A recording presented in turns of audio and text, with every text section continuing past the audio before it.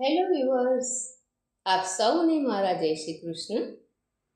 અધિક માસની કથાની સત્સંગ યાત્રાનો આજે 10મો દિવસ. આજે આપણે 10મો અધ્યાય લઈશું અને 10મા અધ્યાયનું નામ છે કુમારી મેધાવતીની શંકરની આરાધના માટેનો ઉદ્યોગ. નારદે પૂછ્યું, મહાતેજસ્વી અને ઘણા જ ક્રોધી મુનિ દુર્વાસાએ વિચાર કર્યા પછી એ ઋષિ કન્યાને શું કહ્યું હતું તે હે તપના ભંડાર તમે મને કહો. સૂત બોલ્યા, હે બ્રાહ્મણો, નારદનું વચન સાંભળી બદ્રીપતિ શ્રી નારાયણ સર્વને હિતકારી એવું દુર્વાસાનું ગુપ્ત વચન કહેવા લાગ્યા. શ્રી નારાયણ બોલ્યા, હે નારદ, મેધાવી ઋષિની કન્યાનું દુઃખ દૂર કરવા માટે કૃપાળુ મુનિ દુર્વાસાએ તે વખતે જે કહ્યું હતું તે હું તમને કહું છું, તે તમે સાંભળો. દુર્વાસા બોલ્યા, હે સુંદરી, સાંભળ. આ હું તને જે કહું છું તે ગુપ્ત કરતાં પણ અતિશય મહાગુપ્ત છે. તે કોઈને પણ કહેવા જેવું નથી. છતાં મેં તને કહેવાનો વિચાર કર્યો છે. હું તેનો વિસ્તાર કરીશ નહીં, પણ હું તને ટૂંકમાં કહું છું. હે ઉત્તમ ભાગ્યશાળી, આજથી જે 3જો મહિનો આવશે તે પુરુષોત્તમ માસ કહેવાય છે. તેમાં કોઈ તીર્થ વિશે સ્નાન કરનારો મનુષ્ય બાળ હત્યાથી છૂટી જાય છે.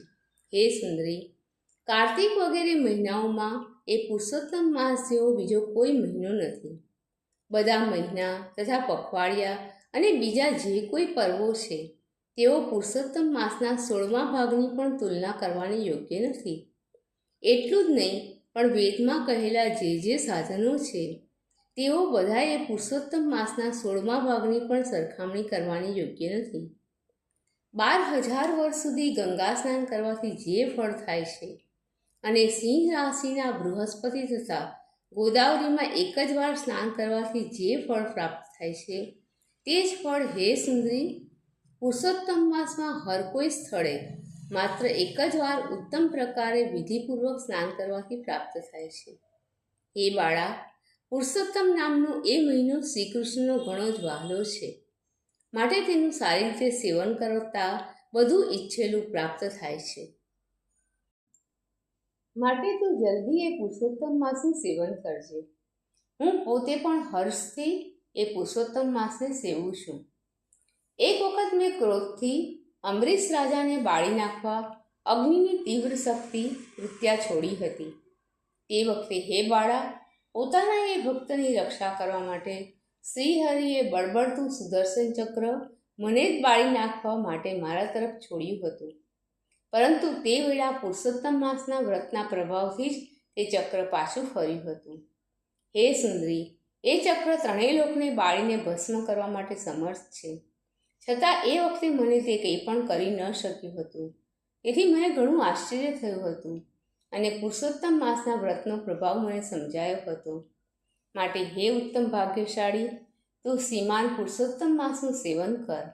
એમ તે મુનિ કન્યાને કહી મુનિઓમાં શ્રેષ્ઠ તે દુર્વાસા બોલતા બંધ થયા હતા. શ્રી કૃષ્ણે કહ્યું, હે રાજા યુધિષ્ઠિર, દુર્વાસાનું તે વચન સાંભળી એ બાળા ભાવેની પ્રેરણાથી પ્રેરાઈ મૂઢ બુદ્ધિને લીધે અદેખાઈથી પ્રેરાઈને મનમાં ક્રોધથી યુક્ત થઈ મુનિશ્રેષ્ઠ દુર્વાસાને કહેવા લાગી. બાળા બોલી, હે બ્રાહ્મણ, તમે જે કહ્યું તે મને ગમતું નથી. હે મુનિ, માઘ વગેરે મહિનાઓ કેવી રીતે નિષ્ફળપણાને પામ્યા છે? કાર્તિક માસે તમે હલકો કેમ કહો છો? વૈશાખ મહિનાને સેવ્યો હોય તો એ ઉત્તમ નિશ્ચિત આપનાર શું નહીં થાય? સદાશિવ આદિ દેવોને સેવ્યા હોય તો તેઓ શું ફળદાયી થતા નથી? અથવા સૂર્યદેવ પૃથ્વી પર પ્રત્યક્ષ દર્શન લઈ રહ્યા છે એ શું ઇષ્ટકામનાઓ નથી આપતા? અને જગદંબા દેવી શું એ ઈચ્છિત વસ્તુ નથી આપતા? છતાં વ્યતિપાત આદિ યોગોને તથા શંકર આદિ સમગ્ર દેવોને ઓળંગી તમે પુરુષોત્તમ માસને વખાણો છો, તો એમ બોલતા તમને શરમ નથી આવતી? એ મહિનો તો મલિન છે, સર્વ કર્મોમાં નિંદાયેલો છે અને સૂર્યના સંક્રમણથી પણ રહિત છે. તેને હે મુનિ શ્રેષ્ઠ કેમ મનાય? હું તો સર્વ દુઃખોથી છોડાવનાર શ્રીહરિને શ્રેષ્ઠ સમજું છું. હે ભૂદેવ, રાત દિવસ હું વિચાર કરું છું, જાનકીપતિ શ્રી રામચંદ્રજી તથા પાર્વતીપતિ શ્રી શંકરથી શ્રેષ્ઠ બીજો કોઈ મને દેખાતો નથી. એવો બીજો કોઈ પણ મહાન દેવ નથી કે જે મારું દુઃખ દૂર કરી શકે. હે બ્રાહ્મણ શ્રેષ્ઠ મુનિ, તમે એ શ્રેષ્ઠ દેવોનો ત્યાગ કરી મળમાસને કેમ વખાણો છો? બ્રાહ્મણ પુત્રી મેધાવતીએ એમ કહ્યું ત્યારે ક્રોધી સ્વભાવના તે દુર્વાસા મુનિ ક્રોધના લીધે શરીરે અતિશય સળગી ઉઠ્યા. તેમના નેત્રો ક્રોધથી લાલચોળ બન્યા. તો પણ પોતાના મિત્રની પુત્રી એ મેધાવતીને તેમણે શ્રાપ ન આપ્યો. તેમને દયા આવી ગઈ કે આ મૂઢ છોકરી હિત કે અહિતને સમજતી નથી. આની બુદ્ધિ અધૂરી છે. પુરુષોત્તમ માસનું મહાત્મ્ય વિદ્વાનોને પણ સમજવું મુશ્કેલ છે, તો ઓછી બુદ્ધિવાળા લોકો તેને ક્યાંથી સમજી શકે? અને તેમાંય આવી નાની છોકરીઓ તો એને ખાસ ન જ સમજી શકે. આ બાળા હજી કુંવારી છે અને હમણાં જ બાપ વિનાની થઈ પડી છે. તેથી દુઃખરૂપ અગ્નિથી તે બળી રહી છે. તો અતિશય ઉગ્ર મારા શાપને તે કેમ સહન કરી શકશે? આની કૃપાથી દુર્વાસા મુનિએ મનમાં રહેલા ક્રોધને સંકેલી લીધો અને પછી સ્વસ્થ થઈ તેમણે અતિશય વિભળ બનેલી તે બાળાને આ પ્રમાણે કહેવા માંડ્યું. દુર્વાસા બોલ્યા, હે બાળા, તું મારા મિત્રની પુત્રી છે, તેથી તારા પર મને કોઈ જાતનો ગુસ્સો નથી. ઓ ભાગ્યહીન છોકરી, તારા મનમાં જે ગમે તે તું કર, પણ હે બાળા, બીજું તું સાંભળ. તારું ભવિષ્ય કંઈક હું તને કહું છું. તે પુરુષોત્તમ માસનો અનાદર કર્યો છે, તેનું ફળ આ જન્મમાં કે બીજા જન્મમાં અવશ્ય તને મળશે જ. બસ હવે હું નરનારાયણના આશ્રમમાં જાઉં છું. હે ભયભીત થયેલી છોકરી, તારા પિતા મારા મિત્ર હતા, એ કારણથી મેં તને શાપ આપ્યો નથી. પરંતુ બાળપણને લીધે હિત કે અહિત કે શુભ અશુભને તું સમજતી નથી, એ તું યાદ રાખજે. તારું કલ્યાણ થાવ. મારો સમય નિષ્ફળ ન જવો જોઈએ, માટે હવે હું જાઉં છું. શુભ કે અશુભ જે કંઈ થવાનું હોય તેને કોઈ ટાળી શકતું નથી, એ તો અવશ્ય થશે જ. શ્રી કૃષ્ણ બોલ્યા, એમ કહી તમોગુણી છતાં તપસ્વી એ દુર્વાસા મુનિ તરત જ જતા રહ્યા.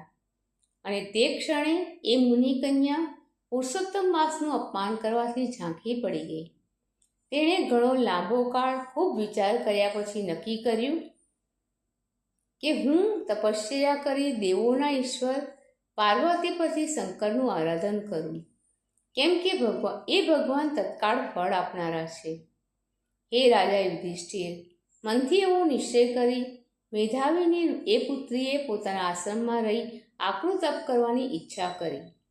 સૂત બોલ્યા, ઋષિકન્યા મેધાવતીએ મહાબળવાન મુનિ દુર્વાસાના વચનની એમ ઘણી જ નિંદા કરી હતી. પછી પોતાના આશ્રમમાં જ રહી શંકરનું સેવન કરવા માંડ્યું હતું. જો કે લક્ષ્મીપતિ વિષ્ણુ ભગવાન ઘણું મોટું ફળ આપનારા છે અને સાવિત્રીના પતિ બ્રહ્મા પણ તેવા જ છે, છતાં તે કુમારીએ તે બંને દેવોનો તે વેળા ત્યાગ કર્યો હતો. ઇતિ શ્રી બૃહન્નારદીય પુરાણ વિશેના પુરુષોત્તમ મહાત્મ્યમાં કુમારી મેધાવતીનો શંકરની આરાધના માટે ઉદ્યોગ નામનો 10મો અધ્યાય સમાપ્ત. દર્શક મિત્રો, આપ સૌને મારા જય શ્રી કૃષ્ણ.